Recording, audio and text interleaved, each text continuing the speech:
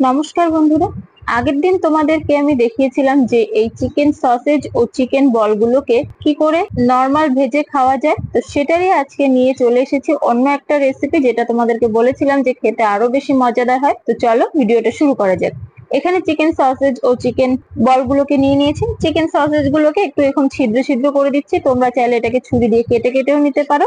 এবার কড়াইতে সাদা তেল দিয়ে এক এক করে প্রথমে এই চিকেন বলগুলোকে দিয়ে দেবো ও বাদামি রঙের করে ভেজে তুলে নেব। এই তেলে চিকেন সসেজ গুলোকেও দিয়ে দেবো ও ভেজে তুলে নেব।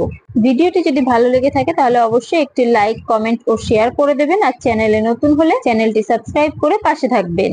এবার এই তেলে মোটা মোটা লম্বা লম্বা করে কেটে রাখা আলুগুলোকে সামান্য লবণ দিয়ে ভেজে তুলে নেব।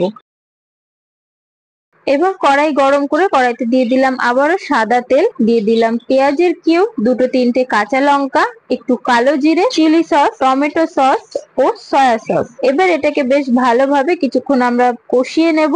বেশ ভালোভাবে এটাকে আমাদের কষিয়ে নেওয়া হয়ে গেছে। এবার ভেজে রাখা চিকেন সসেস, চিকেন বল ও আলুগুলোকে দিয়ে বেশ নাড়িয়ে চাড়িয়ে কিছুক্ষণ রান্না করে নিলেই তৈরি হয়ে যাবে আমাদের ফ্রাইড চিলি সসেজ বা ফ্রাইড চিলি বল। এবার এটাকে নামিয়ে গরম গরম পরিবেশন করুন। এটা খেতে কিন্তু দারুণ মজার হয়। তো বাড়িতে অবশ্যই একবার এভাবে বানিয়ে খেয়ে দেখবেন আর আমাকে কমেন্ট করে জানাতে ভুলবেন না যেন।